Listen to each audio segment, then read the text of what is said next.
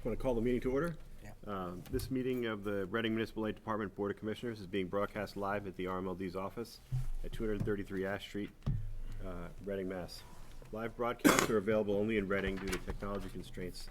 The meeting is videotaped for a distribution to the community TV stations in North Reading, Wilmington, and Linfield. The RMLD Board of Commissioners recognizes the importance of hearing public comment at the discretion of the chair on items on the official agenda as well as on items not on the official agenda. We ask that all questions or comments from the public be directed to the chair and that all parties, including members of the RMLD board, act in a professional and courteous manner when addressing the board or responding to comments. Once recognized by the chair, all persons addressing the board shall state their name and address prior to speaking. It's the role of the chair to maintain order in all public discussion. And Dave Nelson from the CAB is here. Vice Chair Pacino will be the board secretary. We have a couple of guests, Rhonda Dario, a member of the Reading community, and Michael Scully. Climate committee members, thank you very much for attending. I will just give you a brief report. We have a vacancy on the board, and there was a candidate, or there is one, but the meeting at which he would have been considered and presumably appointed was snowed out. So we will take that up again next week. So we're still a four-man body at the moment. And then the second item is an item I just wanted to get out into the public, is that we'd like to move forward in the community to investigate how to do photovoltaics, solar power to the extent possible in the district. And it's something that that Jane and Colleen have been working on. My understanding is that one of the key considerations going forward is you need to have a site. Only then you can really crunch the numbers and see what models could work. So I wanted to just put that out there, that it's something for the board to discuss, that perhaps getting citizen input to help us find sites. They could be town land, it could be state land, DOT right-of-ways, MBTA right-of-ways, anything goes. I think we may need a little help in identifying what could be a possible site. And then we can see what it would cost and what the models would be. Jane or Colleen, if you want to. You want to give an update of some of the customers in towns that we're working with for photovoltaics?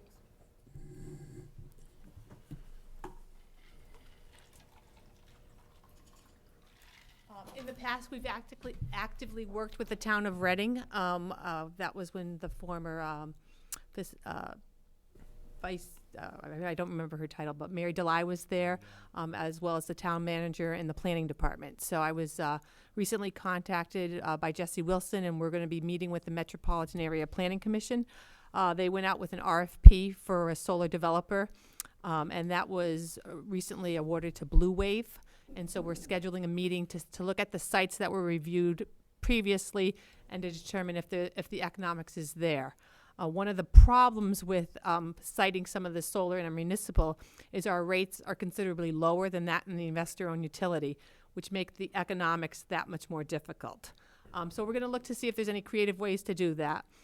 In addition, we've been meeting with various developers and exploring options to take our existing Green Choice program and to put something tangible within our service system.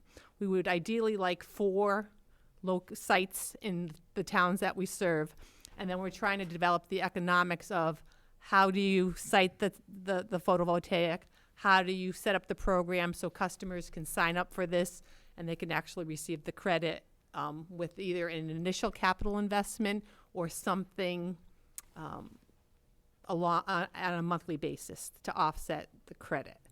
So we're working on those factors. We've met with probably 4 or 5 developers. We go back and forth, and then when it always comes down to, do we have a site that's available? Right. With the current SREC program too, the value of those SRECs are determined by the type of site. So the DOER does not want land being occupied for this, so that has less value or no value. So they're looking at carports, maybe rooftops, brownfields. Those all are viable candidates, and then those are very limited as well within our service territory. So there's a lot of factors that go into it, and that we're trying to work and develop those programs. But if anyone has ideas or anything, we're glad to work with them and to take any ideas and move that forward. So where is the school department on this right now, as far as you know? Well, we had met and we looked at various buildings within the town of Reading, and that was with the former developer who the MAPC had to go out to take the second bid because that actual developer defaulted. So we looked at various buildings. A lot of them have roof issues in terms of how old the roof is. Or the way it's facing. I think the last meeting we were at, we were going to be looking at the hockey rink because I believe that it's a town building. But we hadn't gone very far, so I think we're going to follow up with the town and investigate further. If there were one thing that you would want, and not to put you on the spot, but if there was any input from the public, what would it be to what's the legwork that we need done that you don't have the capacity to do to help find sites? What would it be? I mean, the notions I've had are the DOT and the MBTA, the right-of-ways that go through our towns. That could be land at the margins. There's also the big box stores. There's huge parking lot at Jordan's and Home Depot, and there's a lot of space out there. Is this something where they would have to come and do it themselves, or that we could put something together where it's mutually beneficial? I think it has to be a win-win situation for everyone. It has to be something that would fit within RMLD's structure. It has to work. You have to develop a program that customers are willing to participate in. And we think if we have something tangible, that's one step better than having a green choice program where they're supporting renewable projects that may not be located in our area. I guess cost and site is really the two main factors that we need to. And so you can't look at costs unless you have sites. Correct. Okay. So I put it on without any sense of what the process would be, but what does anybody think would be if we need sites, what is the process for finding them? Well, I have a question, if I may. Yeah. And that's, are wetlands off limits? Because Reading has a huge amount of wetlands. It does. Yeah, I mean, was just, wondering the same thing. just huge. And I mean, if you travel on the train at all, you see it Right. for about 10 Between minutes. here and Wakefield. Absolutely, and it's just wide open land. Right. That's maybe got a couple, interesting animals on it. But the question becomes, is that a viable area, or is we would run into other issues with You probably trying don't to know, take- right? I'm not an expert in Okay. that, so I wouldn't. So, I mean, informally, we have some gentlemen here who have an interest in the issue that is laudable, and this is one thing we could follow up offline. Did you want to say something? Well, I mean, Gary from the Climate Committee, along with Mike Stroller. You should come up to the Yeah. microphone. You should come up to the Yeah, why don't- microphone. We should bring you up. It's okay. No, it's it's okay. good. It's good. It's okay, but let's when we're done with you, you'll come up. It's fine. But I think it would be good whether we do it offline or now to identify Let some him talk. tasks. Let him talk. Yeah. Let him talk. All right. Do You you want to ought to come up to the now? microphone. Yeah, why don't Come you on up to the We microphone. have a set talk, so No, come on right up. Come on right up. Come on up. Come on right up, Ron.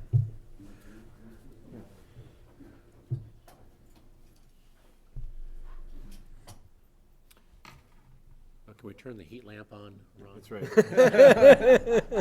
That's so. It has LED lights in it.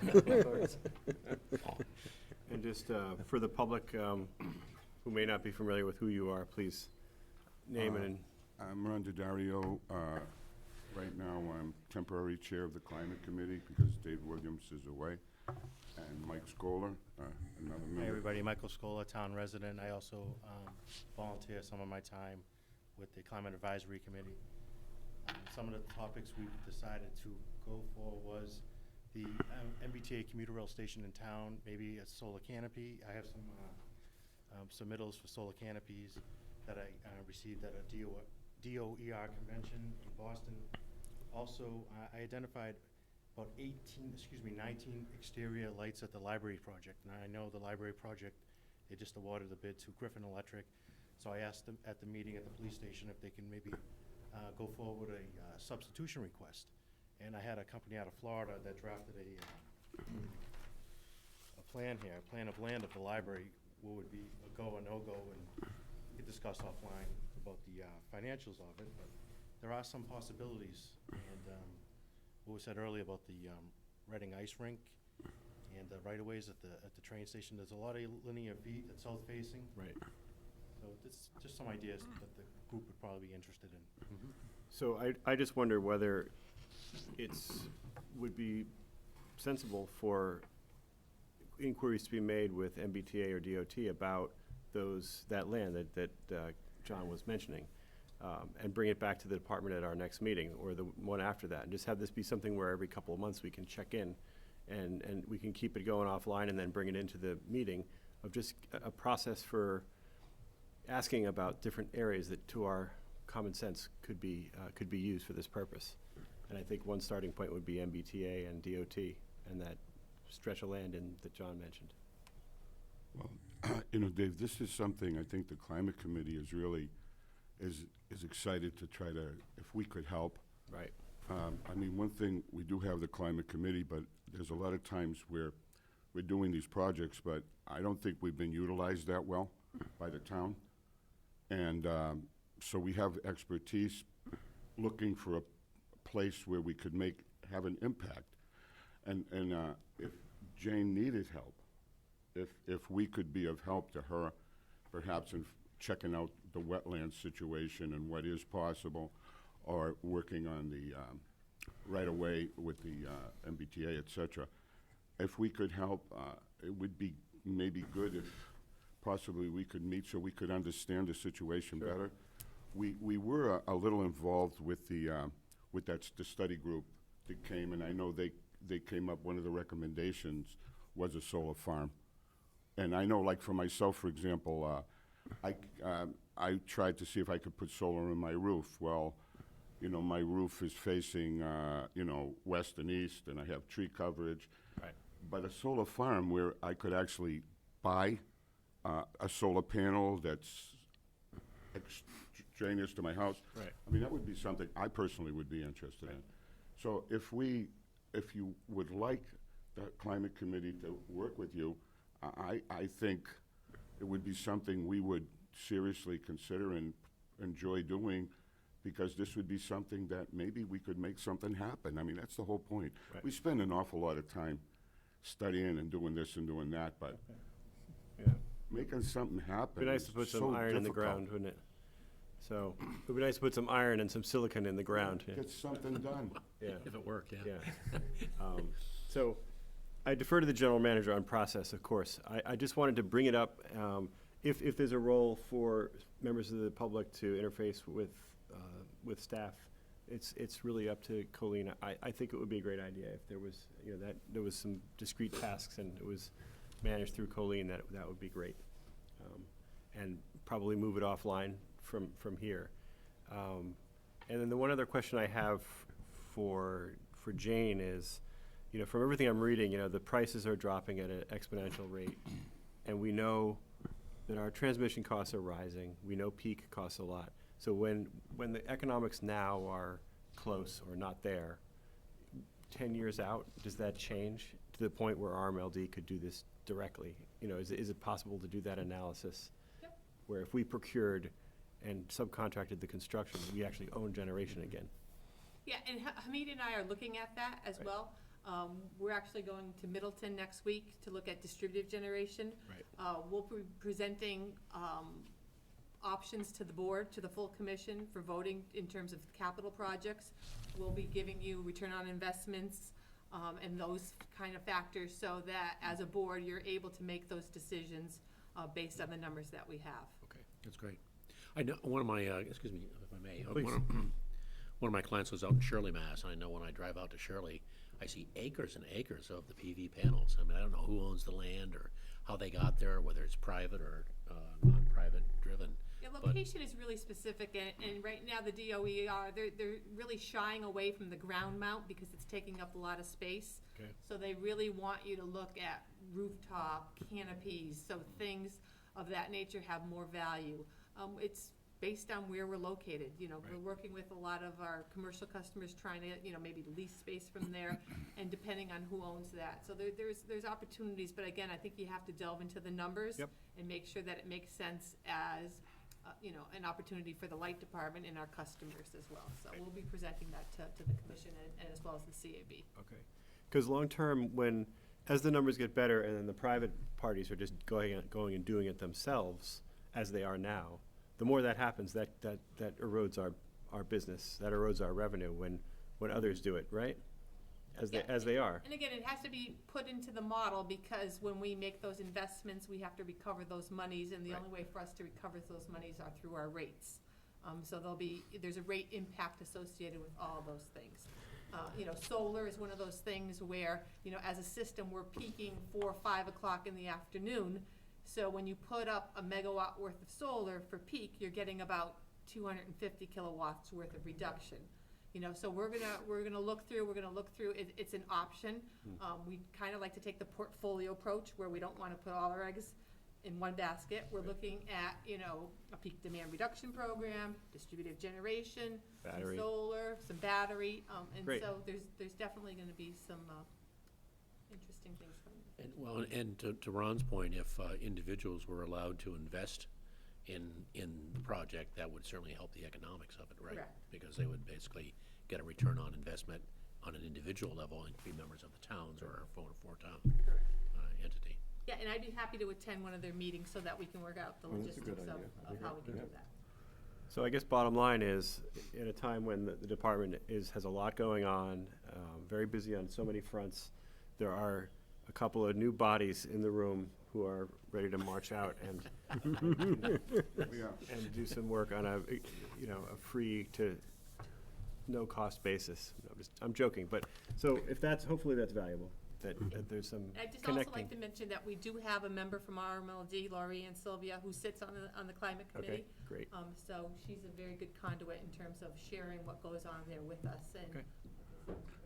And I would like to praise Laurie Ann for her help and professionalizing us with her administrative capabilities and her contacts. And so she's been a huge asset. And just to tell the board and the general manager how much we appreciate having her on our committee. Great. Great. Well, All right. thanks, Great. and, Well, thank you for coming and for your volunteering. Thank you, and I hope we, yeah, we keep it moving, Yeah. keep coming to the meetings, and hopefully we can get something done. Push the ball down the field. Yeah, Yeah. exactly.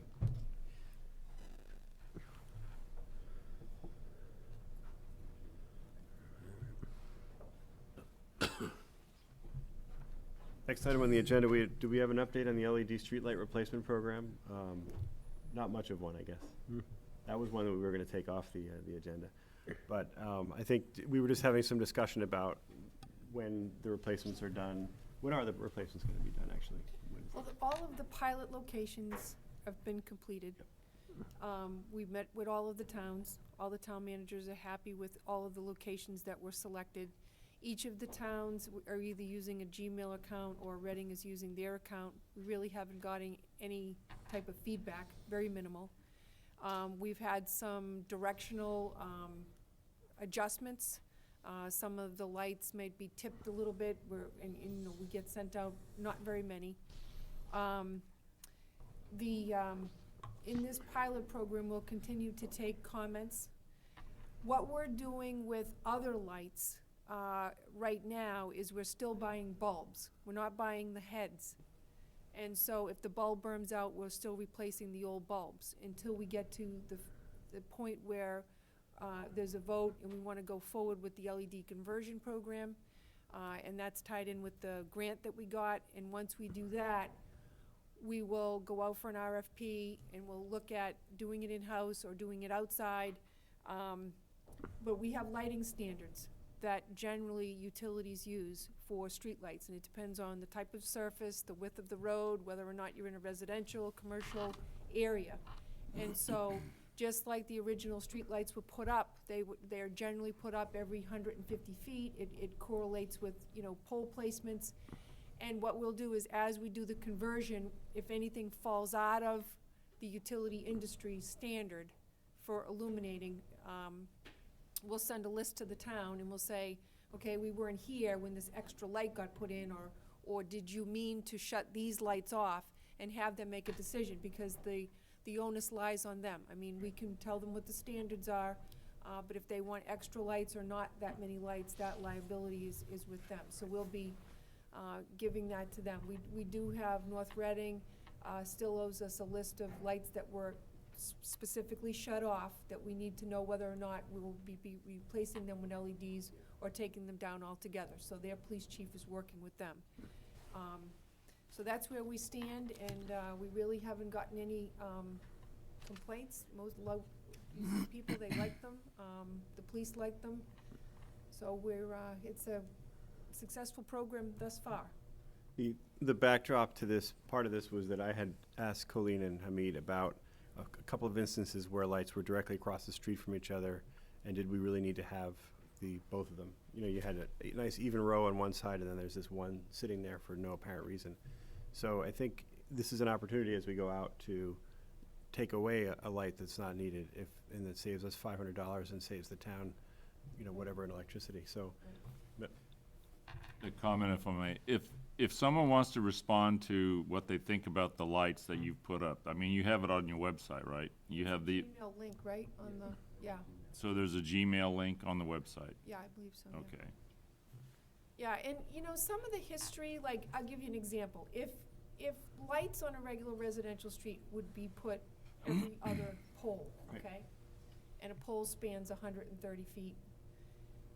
If it's light, and that goes out of the standard, you don't know if these two people had these Right. trees that covered, and that this person called their town hall and said, you know, I wanna deviate from every other pole, I really want one here because these shade trees, I don't Right. feel, and they got permission to put that one in. So we don't wanna make any assumptions, but No, we we will don't. bring those forward so that they wanna say, yay, we still wanna keep that in.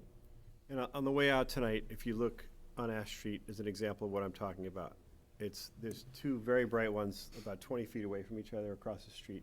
And it's not obvious to me why that would be there, but there it is. So, anyway, that's what I was bringing up. The only thing that I would add, Mr. Chairman, is we make sure, if we take a light out, that we're not endangering any public safety. Sure. All we're doing is letting the town know, do you Yeah. really want to have Yeah.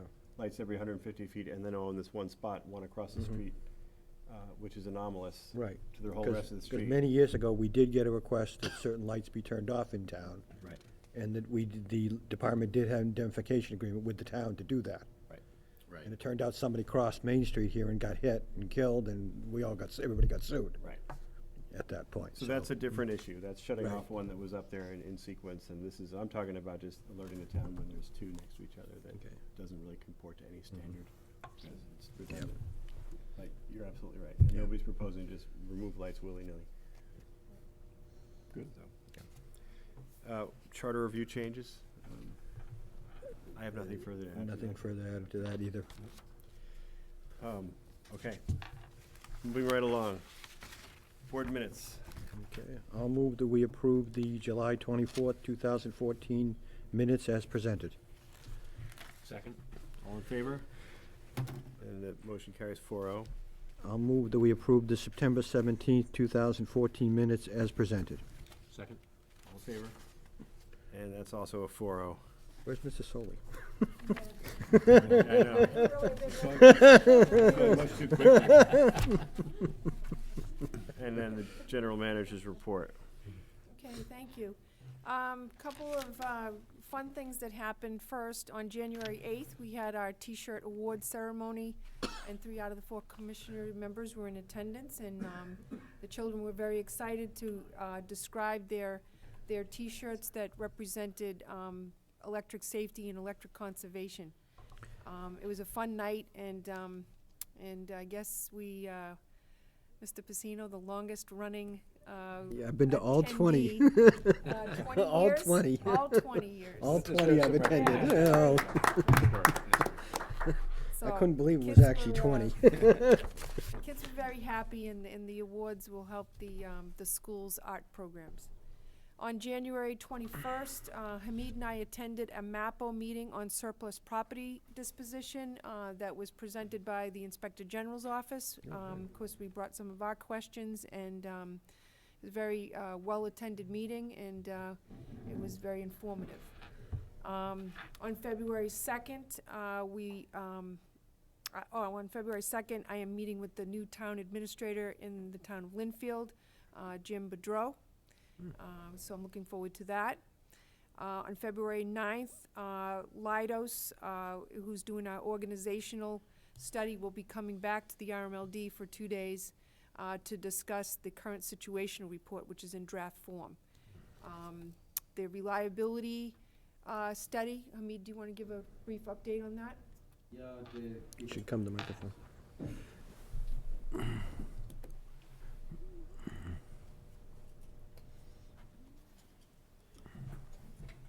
Good evening. The reliability study is ongoing. They're evaluating the current situation. They've been asking for all sort of data from lines, substations, and the status of the system, and also the big ticket item for that for them to evaluate, which is basis and foundation for smart grid and distribution automation, is the GIS. So they're currently doing the gap analysis because our GIS database is incomplete, and we've been working together trying to build a model template that is right for RMLD.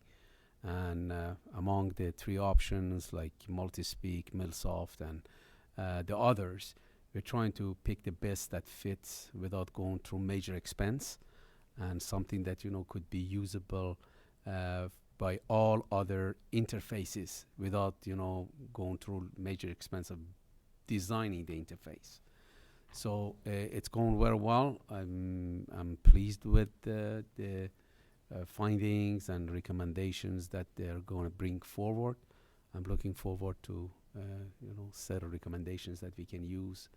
And we've also talked about the need for the new substation, which probably it's going to be recommended for year 2018, 19, and 20. 2018 to go for search for the land, property, and permitting. 2019 for the equipment, the transformers and switch gears, and 2020 for implementation. And it's going very well.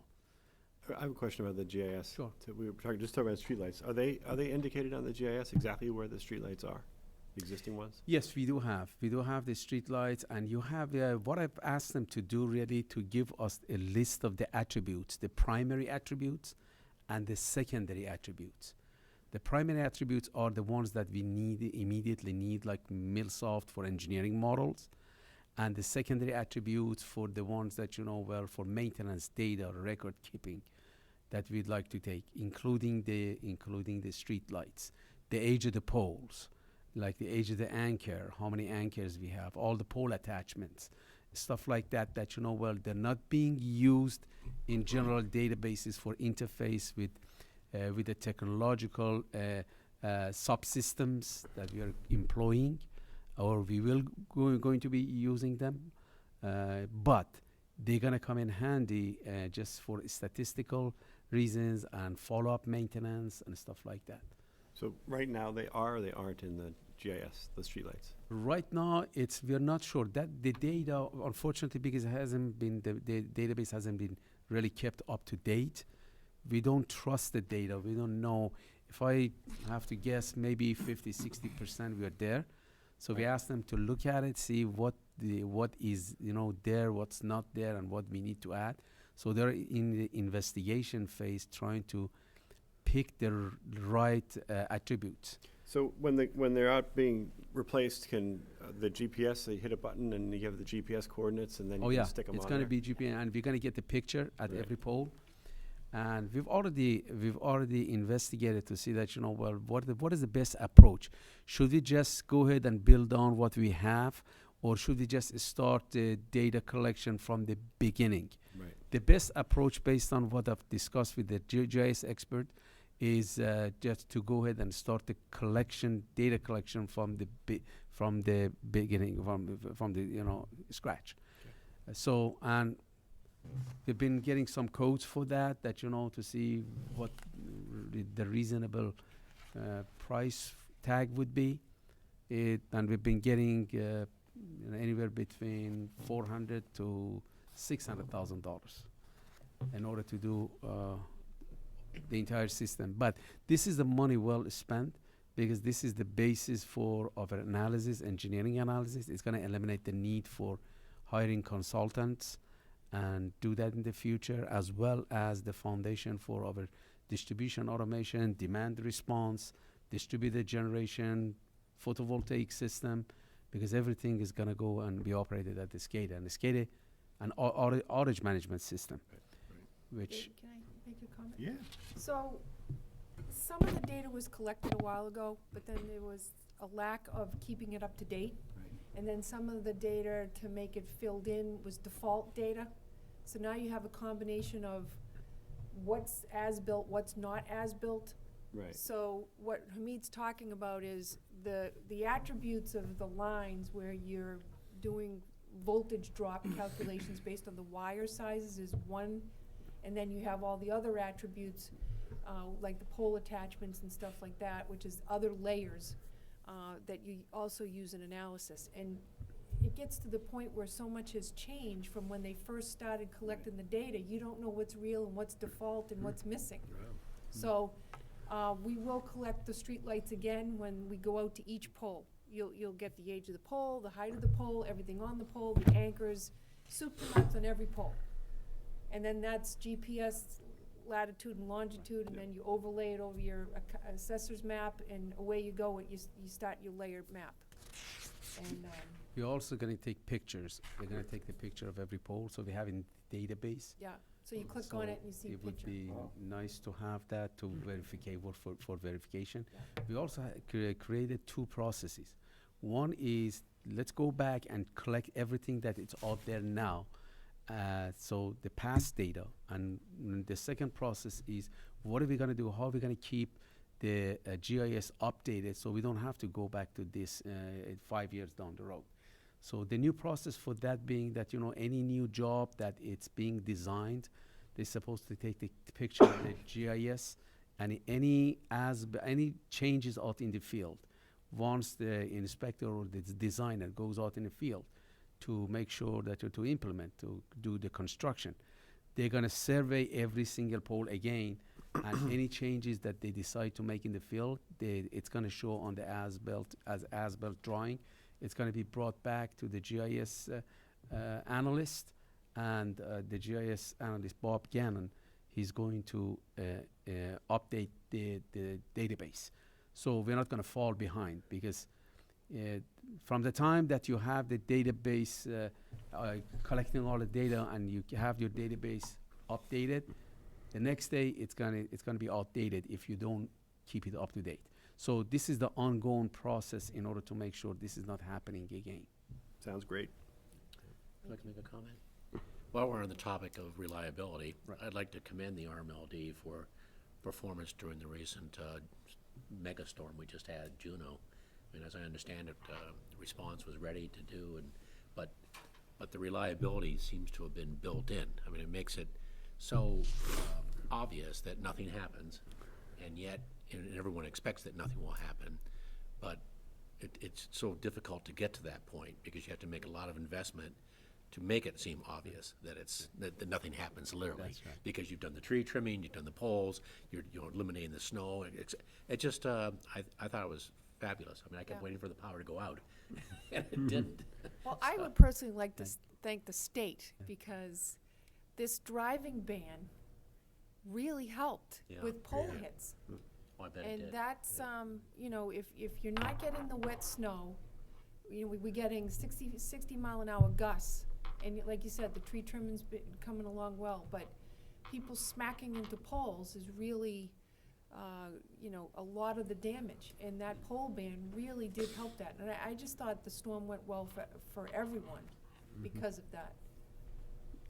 I'd also like to thank Jean, our invaluable resource. I discovered emailing on the day off that Jean, I assumed she was at home emailing, but she was here. Yeah, she was here. Providing support and making sure the staff had food to eat, because there weren't many supermarkets open, as everybody knows. And I think generally I know I speak for all the commissions, we appreciate all Indeed. Absolutely. the great Yeah. support, Jean. Nice work, So Jean. thank you. Thank you very much. I appreciate it. I also would like to extend my appreciation to the staff, to both managers and also engineers, technical services and line operations, for being well prepared, and they were ready to hit the roads should there have been any incidents. And we're there for the people. And Did you get a call from Nantucket? We would have loved to help them if I'm we sure. could, through mutual aid. Of course. I just had a question, Mr. Chairman. So, Colleen, is there briefly a process and timeline for the organizational and reliability studies to come before the board? I know that eventually that's Yeah, happening. it's supposed to be later in March. You know, right now, we're reviewing current situational, making sure that they've captured, you So know, that's all the the February changes. visit probably to Yeah, they're coming in sanitize to it. talk to us about that, then we'll have a current situational, and we'll, you know, discuss that with the board, and then they'll go back and the current situation isn't necessarily the recommendations, it's what do you have? And then the next step will be, what do you need to do? Okay. And so we're approaching the first step, right now, so. So probably, so is March, April, when we might see a report? Yeah, this storm caused us to be like about a week behind, because they were supposed to come this week. This And now they're week, gonna come No, they're not February. February 9th, so 9th, we right. lost a little bit of a week, but. Thank you. Okay, the only other thing I have is I just wanted to say that the RMLD and I think we'll probably give a presentation to the board maybe at the next meeting here. But this is the peak demand reduction program. And on January 22nd, the RMLD put on their first customer invited peak demand reduction presentation. 16 customers showed up. We had a lunch and learn workshop.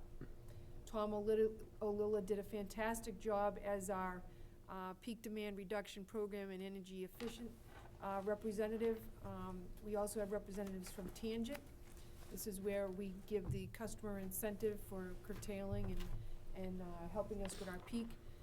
Jane, if you'd like to give a brief synopsis of what went over in this, and then perhaps maybe on the next agenda we could have Tom Olilla give a couple of slides.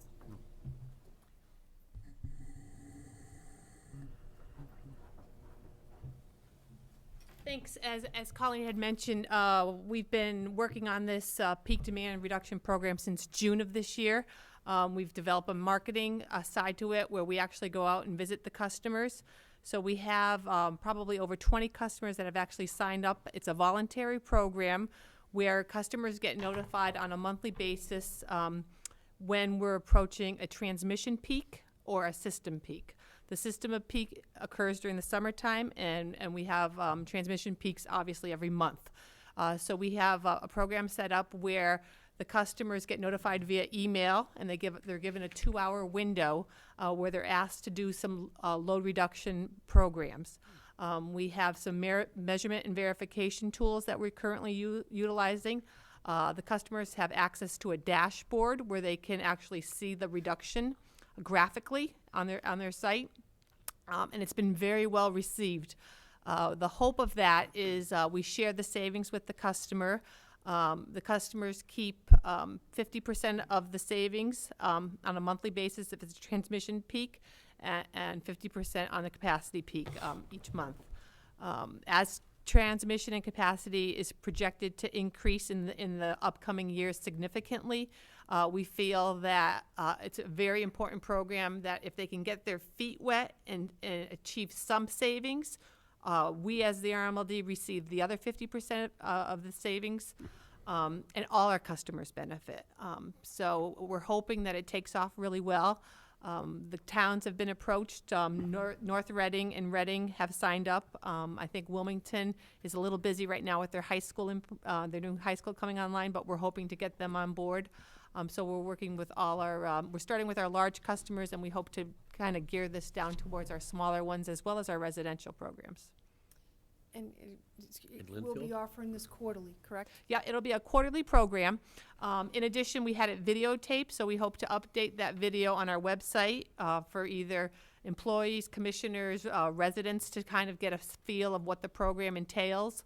And then we're going to, as Colleen said, have this quarterly, and the topics will vary, but we're trying to show them how they can reduce, because a lot of we were trying to make it seamless and very ease of implementation, so that if you raise that thermostat a couple of degrees, it's a short period of time, and even if you only can do it for a half hour as opposed to the full hour, you'll get some reduction. That's great. Great. That's Good job, fantastic. Jane, you and your Yeah. group, and Tom as Tom's well. been doing a really good job, yeah. Excellent. Can you have the thermostats rigged up that they get a shock if they don't turn it? I think you're up anyway. Yep. I think you're gonna come to exercise tonight.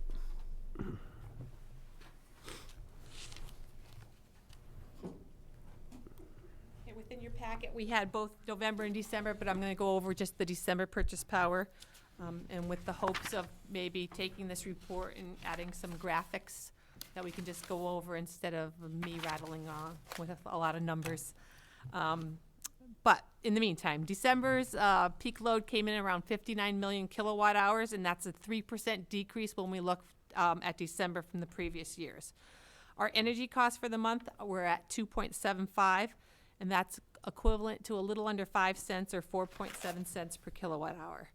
Our fuel charge for the month of December was at 5 cents, and as a result of this, we undercollected by approximately $82,000, and that resulted in the deferred fuel cash balance of $5.8 million. On the replacement side, we purchased 10% of our energy requirements from the spot market at an average cost of $26.32. On the capacity side, we had a peak demand on December 8th at 6 p.m., and that was at 109 megawatts. And this compares to last December's peak of about 116 megawatts. So we were about 7 megawatts lower. Our capacity requirement based on last year's peak was set at 209 megawatts, and our total capacity dollars for the month of December came in at $1.4 million. And that's equivalent to a little under $7 per kilowatt month. If we go to table 4, that shows both our capacity and our energy costs, as well as the generation of our resources. The average cost for capacity and energy came in around 7 cents per kilowatt hour. For the month of December, 14.2% of our energy was purchased from hydro generation. Table 5 lists the 4 hydro projects where RMLD receives RECs per the PPA. And as of December of 2014, we had received 16,513 RECs, and that had an estimated market value of approximately $980,000. We have recently executed a REC sale for the first quarter of the 2014 RECs because there's a 6-month lag there. And we sold about 8,500 or half of the RECs for a total of $409,000. We hope that gets applied to the fuel charge, so all customers benefit from the sale of those RECs, and it reduces the average cost of our fuel. And that should be reflected in either the January or February purchase power. Moving on to table 6, transmission. For the month of December, our transmission costs came in at approximately $812,000, and that's about a 13% increase when we look at the previous month of November. Table 7 and 8 look at the efficiency. For the month of December, RMLD processed 168 residential appliances rebates totaling about $9,000. There were 31 residential customers who received energy audits at a cost of $6,200. The projected capacity reduction was about 156 kilowatts, and energy savings were about 99 megawatt hours. On the commercial side, we processed 10 commercial rebates totaling a little under $72,000. The capacity benefit was 239 kilowatts and 608 megawatt hours. Additionally, as part of that, LED grant that the RMLD received from the DOER, $250,000 is going to be received over the next year and a half. Half of that, or 125, is geared towards the LED streetlights, and the other 125 is split between our commercial and our residential customers. So $75,000 has been earmarked for commercial. And what we're doing with that is we're focusing on interior and exterior LED rebate, LED upgrades. And what we've done is we've taken our RMLD's rebate and basically doubled it into that to decrease the return, return on investment to the customer. He gets his return more quickly. On the residential side, we've earmarked $50,000, and we're working with a vendor to upload an RMLD online store, where we're going to have LED light bulbs available to our residential customers, a certain amount of quantity at a discount value. The admin cost for the store access is under $5,000, and so we hope to have over $45,000 worth of reduction in costs for our residential customers. So that PO is out. They're in the process of changing the platform that they use for the store. It's the same platform that MassSave uses, and then we're setting the parameters of that. So we'll keep the board abreast in terms of when that goes out, and we'll work with Priscilla to market that into So that means people can just buy light bulbs from RMLD? online. Through. Yep. Right. Would that include all different types of LED lights? Correct. There will be an assortment of those. As well as maybe dimmers as well? Yep. Does RMLD make a little piece of that like Home Depot does, or no? Nope. No. Nope. It's a pass-through for our efficiency programs, and especially with the grant money, we were given, we were awarded that $50,000, so that's going to be going to the consumers. Another way that we'll slowly put ourselves out of business between that, the PV, efficiency. No. Be a substitution. That's Yeah, all. When will the store be up and running? They're transitioning their platform. We received an email this week. They were hoping that it would have been done. It was difficult for them. They wouldn't give us a specific time, but it should be within the next couple of months, I would think. So we're shooting for the end of the first quarter of 2015. Great. That's wonderful. Thank you. Yeah, that's great.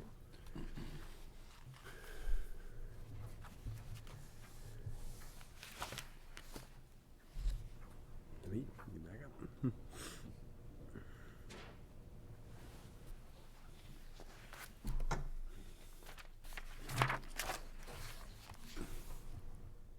Okay, for engineering and operations monthly report for month of December, on page 1 and 2, you see the list of capital improvements, the projects, which they come in 4 categories: construction projects, new customer service connections, the special projects, capital purchases, and the routine constructions. The spendings for the month of December were $152,163, bringing the year-to-date spending to $980,383. On page 3, you see the list of 6 main RMLD's maintenance programs. In category 1, you see the aged overloaded transformer replacement through December 31st, 2014, which in general we had all of those categories for both pad mounts and overhead transformers. We had about 154 transformers that they were replaced to date, to this day, to December the 31st, 2014. And the overall transformers in the system that have identified to be over 20 years old were 1,866 transformers, which brings the number to approximately 88.3% done until December 31st, 2014. The next category, the pole testing system-wide. Last year we tested 645 poles as a new program. 390 passed the test, 233 failed. Out of the 233, 21 has been replaced as of January 1st to January 22nd, 2014. 22 poles were condemned, and those 22 poles were replaced immediately. So total together we've installed 43 poles, which 14 of the 43 poles we have completed the transfers. The remaining remain to be done. And then the next category, 13.8 kV, 35 kV feeders, quarterly inspections. We inspected 18 circuits. We didn't find any problems. These are the routine. They patrol the lines and making sure there are no obvious problems on the lines. The next category, manhole inspections pending. This is a new program that was instituted. What we have identified 1,225 manholes system-wide. Although this program hasn't taken off, However, the 50 manholes are to date have been inspected, and that brings about 4%. And this is an ongoing program moving forward to make sure about the integrity of the assets, the underground assets. The next category is the porcelain cutout replacement program with the polymer, which to date there are 317 left. Originally we started with 2,700. That brings up the numbers to approximately to 12% left to do. And again, this is ongoing program for the safety of the employees and also system. The next category is the substation, the infrared, monthly infrared scanning at the substations, which we haven't found any problem to December, since we just did finish this maintenance program. And we up to as of January 14th, 2014, there are only 2 breakers left, which we're waiting for parts, because the coils on those breakers, they needed to be rewinded, and waiting for them to come in so we can complete the testing and bring it up to 100%. So that's ongoing. Also, there are other maintenance programs that we have. They're not listed over here, such as step-down area upgrade that, it's right now due to the weather inclement conditions, it's on hold until, the weather permitting, we can go back and get them done. I also have a report on double poles. You don't have it on your report or on your pages, but to date we have 424 poles, double poles, which there are 41 of those are RMLD pending that they're waiting for us to transfer. The rest, we've done the transfers. It's in Comcast and Verizon queue to be transferred, so they can remove those double poles. But we are checking the status of those continuously through the new program engines that all utilities that are part of the program, and they're monitoring. And once one party is doing the transfer, it automatically notifies the other party that they need to start planning for removal. Any questions on those? Good. The next page, on page 4, the system reliability, as you could see, the bar graphs, they show SAIDI and SAFI and KD. SAIDI and KD, they're both well below national and regional average. SAFI, it's a slightly over regional average, and the reason for that being a number of motor vehicle accidents that we've had in the system. It's amazing. If you go to the next chart, you could see why this number, the frequency of outages, has increased, because the average caused the outages for annually from 2010 to 2014, and the motor vehicle accidents been 12, and in 2014 alone we had 24 motor vehicle accidents. So that's the reason that safety went up, but still it's a good number. I mean, they didn't cause major outages.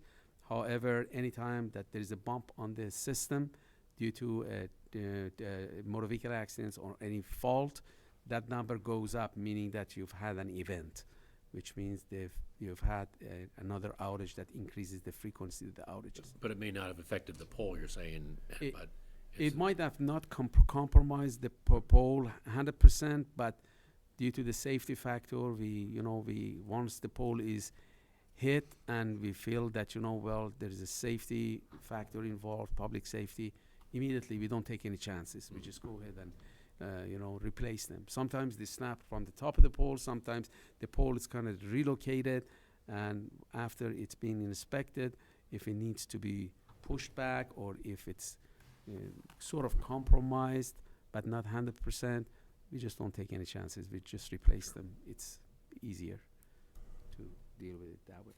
So the last page, as you could see, for the 2014 outage causes, the majority of the outages were caused by the equipment, wildlife, and trees.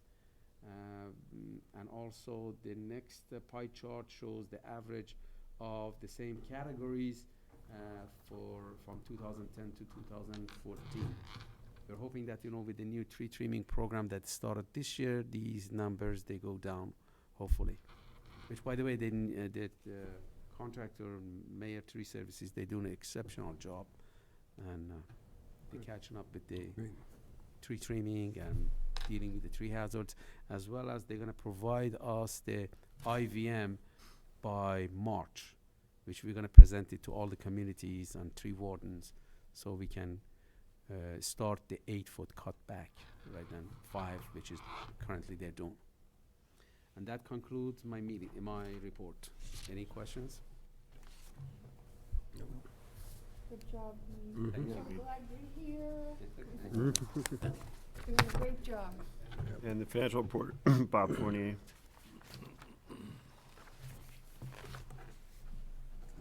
Evening. Hi, Bob. Tonight I'll be presenting the December financials, which represent the first 6 months of this fiscal year. Looking at the month of December, we had a net loss, a negative change in net assets of about $121,000, which brought our net income to a little over $3 million for the first 6 months. We had budgeted net income about $3.9 million, which meant that net income came under budget by about $843,000, or about 21%. The actual year-to-date fuel revenues exceeded fuel expenses by about $1.6 million. Looking at page 3A on the revenue side, year-to-date base revenues are under budget by $202,000, or about 1.8%. The actual base revenues came in at $11 million compared to the budgeted amount of $11.2 million. Looking at page 12A on the expenses, the year-to-date purchase power base expense was over budget by about $200,000, or 1.4%. The actual purchase power base costs were $14.8 million, and we had budgeted $14.6 million.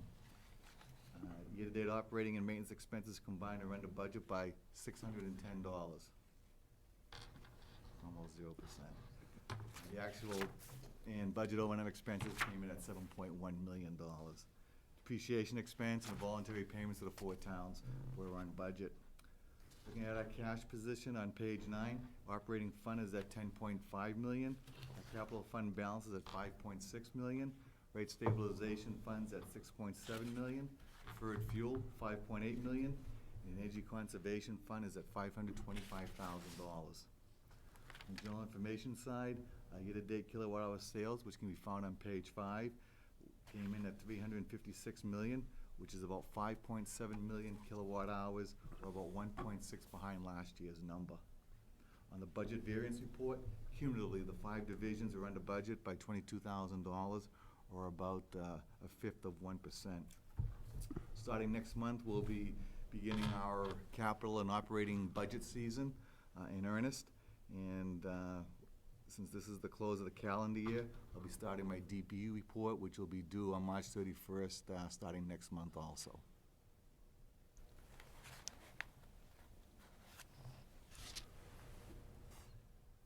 Any questions? Did you have one, Doug? Well, no, just the only question I had was, being under the budget in terms of the base revenues, that's all, which seems to be a continuing trend, and that's gonna ripple back and, have some A little repercussions later on, a little right. bit later on. Yep. Right? So, and we had talked about this a little bit earlier in terms of, maybe getting different ways of looking at this from a graphic perspective, so we can see trend analysis, which I think would be very helpful for all the commissioners, certainly, in terms of understanding, where it's headed. Yeah, that would be great too. Instead of, month to month or chunks of time, to have us, give us a couple of years and projections as well. We started that process. Right, and yeah. Yep, that's great. Well, we all set? Thanks, Bob. Thank you, Yep, Bob. very good. Yeah. We got some bids. Does anybody want to? Yeah, I'll make the motion whenever you're ready. Go ahead. I'll move that bid 2015-12 for line truck chassis inspection, preventive maintenance and repairs be awarded to Taylor and Lloyd, Inc. for $100,192.30 as the lowest qualified and responsive bidder on the recommendation of the general manager. This is a 3-year contract, by the way. Yeah. do you want to explain this one, Hamid? Yeah, this is basically for heavy truck maintenance, for routine oil changes and parts and, the factory recommended maintenance. There are a list of them. They're like about close to 100 points check, and also the part replacement as, for the brakes, suspensions, powertrain, cab, automatic chains, service body, lift gates, and DOT state inspections program, that they're all inclusive in the bid. And it's a pretty good price. Basically, it's been the same, almost approximately the same for the last bid was from 2012 to 2014. It came out to be $106,517. So this is well within the range of, We've had a, So- go ahead, I'm sorry. If you have any question, you wanna? just wanted to know. Okay. So if that's all right, I will respectfully request to vote for awarding the bid to Taylor and Lloyd Incorporation for the total amount of $100,192.30. So we had the motion, and it was seconded, and so we're ready for a vote? All in Yep. favor? Aye. It's 4-0. Okay, next Thank one you. is move that RFP 2015-16 for an RF mesh AMI system be awarded to Eaton's Copper Power Systems as the most advantageous, responsive, and responsible bidder for a total cost of $199,936.20 on the recommendation of the general manager. Second. Do you want to discuss that one, or do you want to? Sure, by all means. Yeah. This is a solution that we've been searching for to be able to read the 65 to 70 commercial meters, the Club 5 as known as Club 500. These are the meters that Itron does not have any solutions, and we cannot read them. So as a result, we're searching for a solution that, so we can get these data back to our Cogsdale system. So we started searching, and the best solution that we could find, actually we're getting the most bang for our buck, because this RF mesh AMI network, which is the 900 megahertz system, radio system, it could be worked for both the metering system as well as the future distribution automation. The system has a bandwidth of 300 kilobyte per second, which is more than adequate for automation and future distribution automations that we intend to implement. And this is also what's good about this system is we still can utilize the Itron system. So all they have to do, they change the module, the earth module from the Itron, and we're gonna replace it with the Eaton module, and then that system, the head-end software called Yukon, could collect all the Itron data as well as these 65 that Itron did not have any solution for, and now we have all of them in one database that could all be read. And also another advantage that this would be that it's mirror independent, meaning that you don't have to just stay with Itron. This system could read Elster, could read the Landis and Gear meters, and in the future they're going to be able to read the GE. So there are a wide range of meters that we can purchase.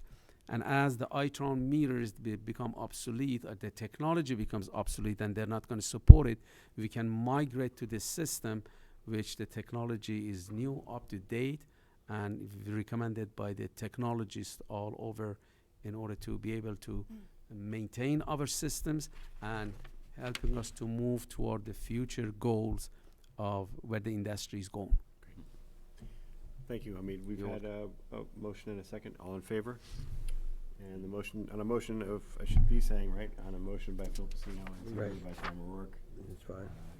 The vote is, Can I add something? Yeah. This, when I first came, I said what was purchased here was an AMR system, a non-two-way. Right. And I put a hold on the 500 Club because there was no point in putting in a non-two-way communication. Right. So Hamid did an excellent job coming up with an AMI system for the 500 Club that we can also change out the module on the AMRs at certain locations at the end of the lines to Right. get that two-way communication. In addition to that, with 30 or 40 meters that the fixed network couldn't reach, all in one package. Great job. Thank you. It was Um, the teamwork with Team, Jane yep. and from Bob's group and, you know, engineers. I remember the first meeting, the vendors come in, they were like, you can't do it. And it's like, no, that's not gonna be the Not answer. acceptable. We are going to keep going. What's So the 500 Club? I'm sorry, maybe I that's missed your largest customers. it. Oh, right, of course, okay. Yeah. So communicating 'em with tangent and this demand, peak demand, I mean, Yeah, that yeah. two-way is essential. So we have a little bit of a hybrid system, but we managed to save, you know what I mean? And so as Hamid said, as we go along and we replace the meters, we can do it and start to make them two-way as we go down the road. And another feature that these meters, they actually, the system offers, we can read the end of the line voltage, which Itron meter cannot read. So anytime there is a switching done, especially with the future OMS, outage management system that we're gonna have, that's critical.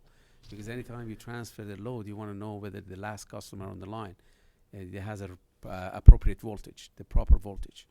So this is gonna help to solve that problem as well. So do they read phase as well, phase angles and things like that? And Yes, they do. We know which meter, is connected to what phase. Which that data that is collected, it's gonna go to the central system called the data, that's the distribution management system. And from distribution management system, it goes to various subsystems, fault detection, isolation restorations, it's gonna go for power factor corrections, and the system automatically knows that, you know, which meter belongs to what customer, to what transformer, and therefore we can also start collecting and actually implementing our TLM, transformer load management, and then do the life cycle analysis to see that, you know, these transformer with this type of load, how long would it last, and when would be the next time that we have to upgrade or change so better load management all in all, which is gonna Absolutely, I bring think it's the great. I mean, you need the data efficiency. to be able to make Right. Yeah. any decisions, Right. so. So we did vote, and it was 4 in favor and none against and none abstaining. Yep. Okay. Thank you, Hamid. Before I make the motion, the next one is there a reason why the cost is in here twice? In the motion? We have after Wesco for a total cost, and we also have after qualified bidder. Is there any reason why that's in there twice? Or did we just like the number, I guess? We want to make sure that we're not, He doesn't end up claiming we owe him 134,000. Yeah, 67. There's a typo in the motion. all right, so let me just move that bid 2015-17 for SICE-CME. Yeah, that's a CCAM connection. CCAM connections be awarded to Wesco as the lowest responsive and responsible qualified bidder for a total cost of $67,950 on the recommendation of the general manager. Second? I think we probably don't need an explanation on this one, do we? Yeah, probably. All in favor? And motion made by Phil Pacino and seconded by O'Rourke. Vote carried 4-0 against and 0 abstaining. That's right. Very good. Do you have anybody have anything to add? It looks like we lost Rhonda Dario. He, nobody comes to our meetings, and half of our audience leaves. We want to get some feedback on what can we do better next time to make it a little more interesting. Popcorn, drinks. All right. Maybe shorter meeting. Shorter meetings. I mean, the subject matter is so fascinating. Yes. How come, where are all the citizens? We're all the citizens. Yeah, all right. Yeah. So on a motion from John Stempeck, I'll move on. So, anything else we need to discuss other than the next meetings? No. Okay, so our next meeting is going to be Thursday, February 26th, and then Thursday, March 26th. Right. CAB meetings, February 11th, and then we have budget meetings, April 15th and 22nd. And What's that? Anybody wanna volunteer to cover that meeting? Which one now? CAB? Yeah, Which, what date is it? February 11th. February 11th? Wednesday.